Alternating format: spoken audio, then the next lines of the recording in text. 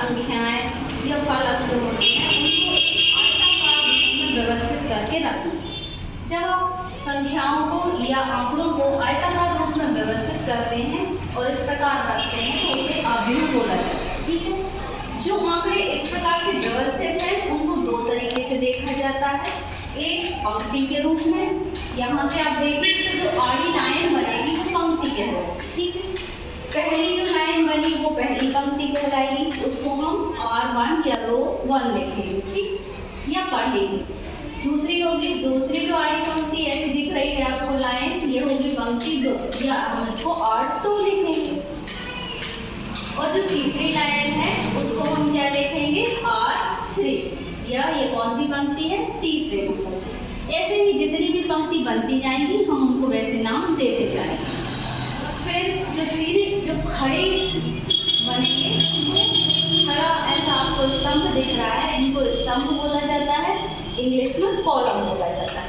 तो जो पहला स्तंभ है उसे हम लिखेंगे C1, जो दूसरा स्तंभ बन रहा है उसको C2, जो तीसरा स्तंभ है उसको C3।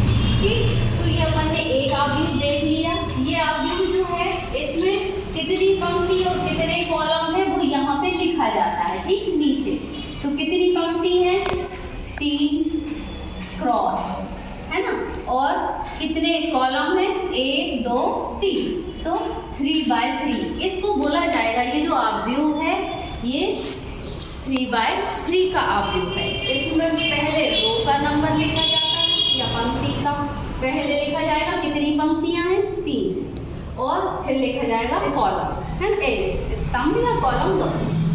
तो 3 पंक्तियां हैं इसमें और 3 ही स्तंभ। तो ये बन गया हमारा अवयव। तो अवयव समझ आया। अब अपन इसके प्रकार पढ़ेंगे। ठीक है, ये अवयव होते कितने प्रकार के।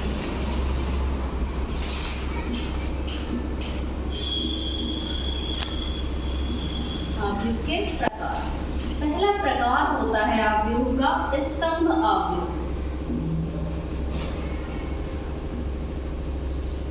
स्तंभ अवयव, तो स्तंभ अवयव में देखो, आप स्तंभ देखो किस टाइप से है, हमें इस टाइप से आंकड़े चाहिए खड़े रूप में, ऊर्ध्वाधर तरीके से। तो इस टाइप से जो आंकड़े होंगे 2 3 4, इसी से ले लें हम एक स्तंभ की।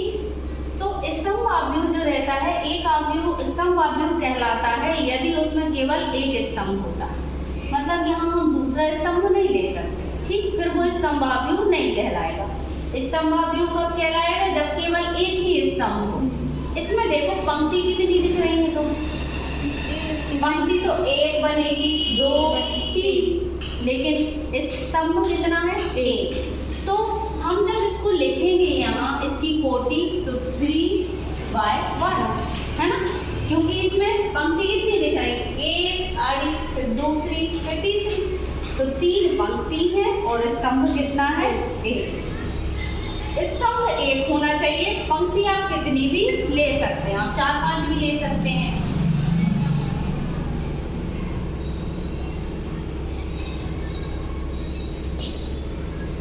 ठीक, तो इसमें ये कितने बाय कितने का बन गया, 6।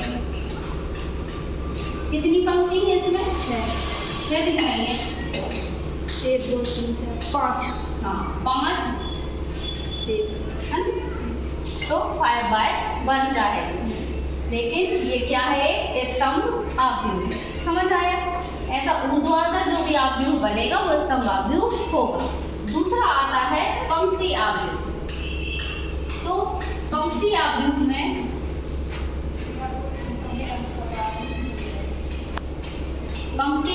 में पंक्ति रहेगी। पंक्ति कैसी रहती है, आड़ी है ना,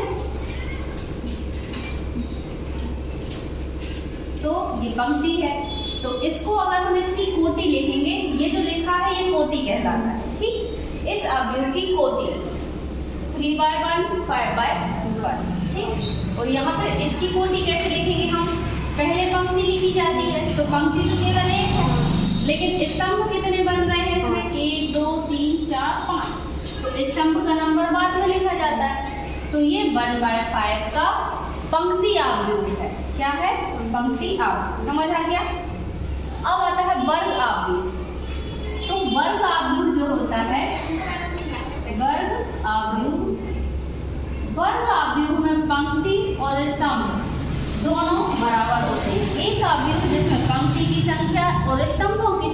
समान होती है, बराबर रहेगी। जैसे आपने 2 पंक्ति ली है तो स्तंभ भी 2 होना चाहिए। जैसे अपन उदाहरण के लिए लिख लें यहाँ पे,